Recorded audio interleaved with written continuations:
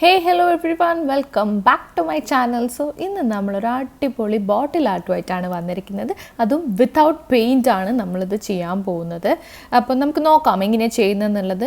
അപ്പം ഞാൻ കഴിഞ്ഞ വീഡിയോയിൽ ഞാൻ പറഞ്ഞിരുന്നു എങ്ങനെയാണ് നമ്മൾ ജെസോ ഉണ്ടാക്കുന്നത് എന്നുള്ളത്. അപ്പം ഞാനിപ്പം ഈ ഒരു ബോട്ടിലും ജസ്റ്റ് ജെസോ ഒന്ന് അപ്ലൈ ചെയ്തിട്ടുണ്ട്. അപ്പം നിങ്ങൾക്ക് വേണമെങ്കിൽ ഈ ഒരു എന്താ പറയുക ജെസോ അപ്ലൈ ചെയ്യുന്നത് നിങ്ങൾക്ക് സ്കിപ്പ് ചെയ്യാവുന്നതാണ്. അത്ര ഇമ്പോർട്ടൻ്റ് ആയിട്ട് ചെയ്യണമെന്ന് പറയുന്ന ഒരു ആർട്ടൊന്നുമല്ല. നമുക്ക് വേണമെങ്കിൽ ഈ ഒരു ഇതിൻ്റെ അകത്ത് സ്കിപ്പ് ചെയ്യാം. അപ്പോൾ ഇത് നമുക്ക് ആവശ്യമായ സാധനങ്ങൾ ഞാൻ പറഞ്ഞിരുന്നു, എന്നാലും ഞാൻ ജസ്റ്റ് ഒന്ന് മെൻഷൻ ചെയ്യാം. ഇവിടെ 4 ടീസ്പൂൺസോളം നമ്മൾ ബേബി പൗഡറാണ് എടുക്കുന്നത്. അപ്പം കുറേ പേർക്ക് ഡൗട്ട് ഉണ്ടായിരുന്നു നമ്മൾ എന്തുകൊണ്ടാണ് നോർമൽ പൗഡർ എടുത്താലോ എന്ന്. ഇപ്പോൾ നോർമൽ പൗഡർ കുറച്ചും കൂടെ വലിയ വലിയ പാർട്ടിക്കിൾസ് ആയിട്ടാണ് ഉണ്ടാവുക. അപ്പോൾ അത്രയും നമുക്ക് സ്മൂത്ത് ആയിട്ട് കിട്ടത്തില്ല നമ്മുടെ ബോട്ടിൽസ്. അപ്പോൾ അതൊരു മെയിൻ റീസൺ ആണ്. അപ്പം അതുകൊണ്ടല്ല നിങ്ങൾ മാക്സിമം ബേബി പൗഡർ തന്നെ യൂസ് ചെയ്യാൻ നോക്കുക. അപ്പം എക്സ്പയറി കഴിഞ്ഞതായാലും കുഴപ്പമൊന്നുമില്ല, പക്ഷേ ബേബി പൗഡർ തന്നെ യൂസ് ചെയ്യാം. പിന്നെ അതിനുശേഷം നമുക്ക് ഒരു സ്കൂപ്പ് സെയിം സ്പൂൺ തന്നെ ഏത് സ്പൂണാണോ നിങ്ങൾ മെഷർ ചെയ്യാൻ വേണ്ടി എടുത്തിട്ടില്ല അതേ സ്പൂൺ തന്നെ നമുക്ക് ഫെവിക്കോളും കൂടി ആഡ് ചെയ്ത് കൊടുക്കാം, ഒരു സ്പൂണ്. പിന്നെ ഒരു സ്പൂണ് വെള്ളം ആഡ് ചെയ്തിട്ടുണ്ട്. പിന്നെ ഒരു spoon acrylic colour, white acrylic കളറാണ് ഞാൻ ഇവിടെ ചൂസ് ചെയ്തിരിക്കുന്നത്. അപ്പോൾ ഇത്രയും സാധനങ്ങളാണ് നമുക്ക് ജെസോ ഉണ്ടാക്കാൻ വേണ്ടുന്നത്.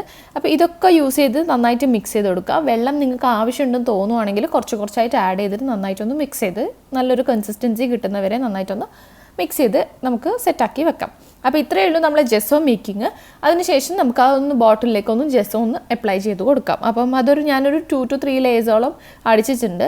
നിങ്ങൾക്ക് ഇഷ്ടമുള്ള അത്രയും നിങ്ങൾക്ക് അടിക്കാം. 2 പ്രാവശ്യം കോട്ട് ചെയ്യുമ്പോൾ തന്നെ അത്യാവശ്യം മോശമില്ലാത്തൊരു നല്ലൊരു കവറേജ് നമുക്ക് കിട്ടും. അതങ്ങനെ പീലായി പോകത്തൊന്നുമില്ല. അപ്പം കുറേ പേര് ചോദിച്ചിരുന്നു നമ്മൾ പെയിൻ്റൊക്കെ ചെയ്യുന്ന സമയത്ത് ഇത് ഇളകി പോകുമെന്നുള്ളത്. അപ്പോൾ ഒന്നും ആവില്ല കേട്ടോ. ഇത് ചെയ്ത് കഴിഞ്ഞാൽ നല്ല പെർഫെക്റ്റ് ആയിട്ട് സീൽഡായിട്ട് നിൽക്കും, നല്ല സ്മൂത്തായിട്ട് തന്നെ ഉണ്ടാവും. അപ്പോൾ അത് പേടിക്കേണ്ട. ഇത് ഫസ്റ്റ് കോട്ടിന് ശേഷമുള്ള ലുക്കാണ്. അപ്പോൾ നന്നായിട്ട് സൺലൈറ്റിൽ വെച്ചിട്ട് ഡ്രൈ ചെയ്തെടുത്തിട്ടുണ്ട്.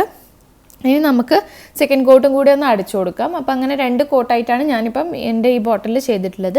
3ാമത്തെ കോട്ട് അടിക്കുകയാണെങ്കിൽ ഇതിലും പെർഫെക്റ്റ് ആയിട്ട് കിട്ടും. പക്ഷേ എനിക്കിപ്പോൾ ഈ ഒരു ആർട്ടിൽ നിന്ന് എനിക്ക് 2 കോട്ട് മതി എന്നുള്ളത് കൊണ്ടാണ് ഞാനങ്ങനെ 2 കോട്ടായിട്ട് ചെയ്തിട്ട് സ്റ്റോപ്പ് ചെയ്തിട്ടുള്ളത്. നിങ്ങൾക്ക് വേണമെങ്കിൽ 3 കോട്ട് ചെയ്യാവുന്നതാണ്.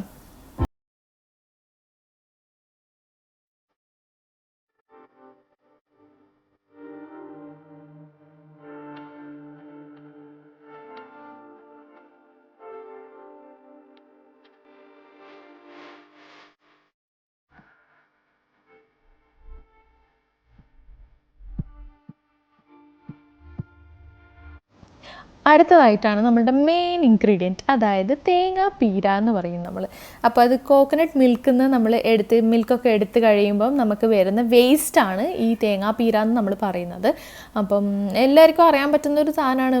മിക്ക കിച്ചണിലും മിക്ക ദിവസങ്ങളിലും നമ്മൾ ഉപയോഗിക്കുന്ന ഒരു സാധനമാണ്. അപ്പോൾ ഇതിപ്പോൾ പ്രത്യേകിച്ച് പറയേണ്ട ആവശ്യമൊന്നുമില്ലല്ലോ. അപ്പോൾ അതെടുത്തിട്ട് നന്നായിട്ട് വെയിലത്ത് വെച്ചിട്ട് ഒന്ന് ഡ്രൈ ആക്കി എടുക്കുക. എനിക്കൊന്ന് ഒരൊറ്റൊരു വെയിൽ കൊള്ളുമ്പോഴത്തേക്കാണ് നന്നായിട്ട് ഇതേപോലത്തെ ഒരു രൂപത്തിലേക്ക് മാറി വരും. അപ്പോൾ നമ്മളൊന്ന് കൈ ജസ്റ്റ് ഒന്ന് മാഷ് ചെയ്ത് കൊടുക്കുമ്പോൾ തന്നെ അത് പൊടിഞ്ഞ് നമുക്ക് കിട്ടുന്നതായിരിക്കും. അപ്പോൾ നല്ല ഫൈൻ പൗഡറായിട്ടുണ്ടാവും. നമ്മളൊന്നും ചെയ്യേണ്ട ആവശ്യമില്ല. ജസ്റ്റ് ഒന്ന് ഇങ്ങനെ കൈ കൊണ്ടൊന്ന് റബ്ബ് ചെയ്ത് കൊടുക്കുക. അതിൽ ഞാനൊരു ബൗളിലേക്ക് മാറ്റിയിട്ടുണ്ട്. കുറച്ചെടുത്തിട്ട് എല്ലാം എടുത്തിട്ടില്ല, ഞാൻ കുറച്ചെടുത്ത് ഒരു ബൗളിലേക്ക് മാറ്റി അതിലൊരു സ്പൂൺ ആഡ് ചെയ്തിട്ടുണ്ട്. ഇനിയാണ് നമ്മൾ കളർ ആഡ് ചെയ്യാൻ പോകുന്നത്. ഞാനിപ്പോൾ ഫുഡ് കളറാണ് ആഡ് ചെയ്യുന്നത്. ഇതിപ്പോൾ ഇവിടെ എക്സ്പയറി കഴിഞ്ഞിട്ടുള്ളൊരു ഫുഡ് കളർ ഉള്ളതുകൊണ്ട് ഞാൻ ആഡ് ചെയ്തേ ഉള്ളൂ. നിങ്ങൾ ഫുഡ് കളർ ആഡ് ചെയ്യണമെന്നൊരു നിർബന്ധമില്ല. നിങ്ങൾക്ക് വേണമെങ്കിൽ മഞ്ഞൾ പൊടി ആഡ് ചെയ്ത് കൊടുക്കാം. ഓക്കെ, നല്ലൊരു കളർ കിട്ടും. മഞ്ഞൾ പൊടിക്ക് മഞ്ഞ കളർ കിട്ടും. ഓക്കെ, ഇല്ലെങ്കിൽ നിങ്ങൾക്ക് ബീട്രൂട്ടിൻ്റെ ജ്യൂസ് ആഡ് ചെയ്യാം. ജസ്റ്റ് ജ്യൂസ് മാത്രം ഒന്ന് സ്ക്വീസ് ചെയ്തിട്ട് ബീട്രൂട്ട് ഒന്ന് ക്രഷ് ചെയ്തതിന് ശേഷം അതിൻ്റെ എക്സ്ട്രാക്റ്റ് ഞാനിപ്പോൾ ആഡ് ചെയ്ത പോലെ ഒന്ന് ആഡ് ചെയ്ത് നന്നായിട്ട് കൈ വെച്ചിട്ട് സ്ക്വീസ് ചെയ്താലും സെയിം കളറാണ് കിട്ടുക. സെയിം ടു സെയിം കളറാണ് കിട്ടുക. അതൊന്ന് ട്രൈ ചെയ്ത് നോക്കൂ. ഇല്ല നിങ്ങൾക്ക് ഉജാല ആഡ് ചെയ്യാം. ഈ ഒരു പ്രൊഡക്റ്റിൻ്റെ മേലെ നിങ്ങൾക്ക് ഏത് നമ്മളുടെ വീട്ടിൽ തന്നെയുള്ള മെറ്റീരിയൽസ് ആഡ് ചെയ്ത് കഴിഞ്ഞാലും നല്ല അടിപൊളി കളർ കിട്ടും. ആൻഡ് അത് ഫെയ്ഡായി പോകത്തൊന്നുമില്ല. ഞാൻ ട്രൈ ചെയ്തിട്ടുള്ളതാണ്. അപ്പം ഇപ്പം ഞാൻ എൻ്റെ കയ്യിൽ ഈ കളർ ഉള്ളത് കൊണ്ട് ഞാൻ ആഡ് ചെയ്തോന്നേ ഉള്ളൂ. അപ്പം നിങ്ങൾക്ക് കളർ കയ്യിലുള്ളവരാണെങ്കിൽ ഡെഫിനറ്റ്ലി നിങ്ങൾക്ക് കളർ ആഡ് ചെയ്യാം കേട്ടോ, നോ പ്രോബ്ലം. അപ്പോൾ ജസ്റ്റ് ഒന്ന് ഞാൻ എല്ലാ കളറൊന്നും മിക്സ് ചെയ്ത് നല്ലൊരു കളർ കിട്ടാൻ വേണ്ടി എനിക്കൊരു ചെറിയ റെഡ് തന്നെ കിട്ടിയിട്ടുണ്ട്. അപ്പോൾ ഇത് എക്സ്പയറി കഴിഞ്ഞതുകൊണ്ട് ആവശ്യത്തിന് ഞാൻ ആഡ് ചെയ്തിട്ടുണ്ട്.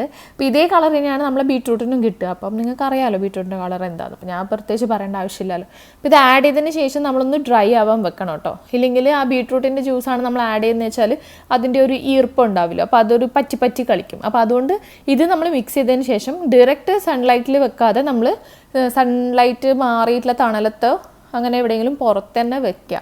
അപ്പം കുറച്ചൊരു 10 മിനിറ്റ് കൊണ്ട് തന്നെ ഇതേപോലെ നമ്മൾ ആദ്യം കിട്ടിയ ഒരു ഫൈൻ പൗഡറായിട്ട് തന്നെ നമുക്ക് കിട്ടും. എൻ്റെ അടുത്ത് ഗ്ലൗസ് യൂസ് ചെയ്യാൻ മറന്നു വെച്ചിട്ടുണ്ടായിരുന്നു. അപ്പോൾ അതുകൊണ്ട് തന്നെ കയ്യിൽ മൊത്തം കളറായി. ഈ മിക്സിങ് കഴിയുമ്പോഴത്തേക്ക് നന്നായിട്ട് കൈ വെച്ചിട്ട് തന്നെ മിക്സ് ചെയ്യുമ്പോഴേ ആ ഒരു എല്ലാ പാർട്ടിക്കിൾസിൻ്റെ മേലെയും കളർ പിടിക്കത്തുള്ളൂ. അപ്പോൾ നിങ്ങളൊരു ഗ്ലൗസ് യൂസ് ചെയ്യുക. സ്പൂൺ വെച്ചിട്ട് ഞാൻ ഫസ്റ്റ് ചെയ്തപ്പോൾ കണ്ടില്ലേ, അത് അത്ര അങ്ങോട്ട് മിക്സ് ആവുന്നുണ്ടായിരുന്നില്ല. അപ്പോൾ കൈ വെച്ച് തന്നെ ചെയ്യാൻ നോക്കുക കേട്ടോ.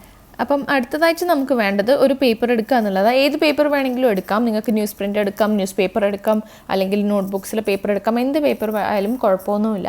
അപ്പോൾ നമുക്കതൊരു ജസ്റ്റ് ഒരു മെഷർമെൻറ്റ് എടുത്ത് നമുക്കൊന്ന് കട്ട് ചെയ്ത് കൊടുക്കാം. നിങ്ങളുടെ ബോട്ടിൽ ഏതാണോ അതിന് കണക്കായിട്ട് ജസ്റ്റ് ഒന്ന് കട്ട് ചെയ്ത് കൊടുക്കുക. ഏതെങ്കിലും ഒരു ഷേപ്പിൽ നിങ്ങൾ ഏതാണോ ഡിസൈർഡ് ഷേപ്പ് ഉദ്ദേശിക്കുന്നത് അതേപോലെ ഒന്ന് കട്ട് ചെയ്യുക. അപ്പോൾ ഞാനിപ്പോൾ എൻ്റെ സെൻറ്റർ പോർഷൻ ഓഫ് ദ ബോട്ടിലാണ് ചെയ്തിട്ടുള്ളത്. അപ്പോൾ ഞാനിപ്പോൾ സെല്ലോ ടേപ്പ് ഒട്ടിച്ചത് കണ്ടല്ലോ, അതേപോലെയാണ് ചെയ്യേണ്ടത്. ഉള്ളിലേക്ക് ഒട്ടിച്ച് കഴിഞ്ഞാൽ നമ്മുടെ ഗമ്മിൻ്റെ കൂടെ തന്നെ ഗമ്മും ഈ പേപ്പറും എല്ലാം കൂടി സ്റ്റിക്കായിട്ട് അവസാനം നമ്മുടെ പെയിൻറ്റൊക്കെ പൊളിഞ്ഞു വരാനുള്ള ചാൻസ് ഉണ്ട്. അപ്പോൾ ജസ്റ്റ് ഒന്ന് ഞാനൊന്ന് പെയിൻ്റ് ഒന്ന് ഗമ്മൊന്ന് സൈഡിലേക്ക് മാത്രം ഒന്ന് ബ്രഷ് ചെയ്ത് കൊടുത്തിട്ടുണ്ട്. ജസ്റ്റ് അതൊന്ന് ഇളകി വരാതിരിക്കാൻ വേണ്ടി അതൊന്ന് ചെറിയൊരു ഇളക്കം ഉണ്ടായിരുന്നു. അപ്പോൾ അതുകൊണ്ടൊന്ന് സെക്യൂർ ചെയ്യാൻ വേണ്ടി മാത്രം ഒന്ന് തൊട്ട് കൊടുത്തിട്ടുണ്ടായിരുന്നു. അതിനുശേഷം നമ്മൾ ഫെവിക്കോളാണ് ആഡ് ചെയ്ത് കൊടുക്കുന്നത്. കംപ്ലീറ്റ് ആ ഒരു താഴെ ഭാഗം കംപ്ലീറ്റ് ഫെവിക്കോൾ ആഡ് ചെയ്ത് കൊടുത്തിട്ടുണ്ട്. അതിന് ശേഷം നമ്മളുടെ ഈ മിക്സ് ചെയ്ത് വെച്ചിട്ടുള്ള ഡ്രൈ ആയിട്ടുള്ള പൗഡർ ആഡ് ചെയ്ത് കൊടുക്കുക. സെയിം തന്നെ നമുക്ക് കംപ്ലീറ്റ് ഫുൾ ബോട്ടിലിൽ നമുക്കൊന്ന് ചെയ്തെടുക്കാം.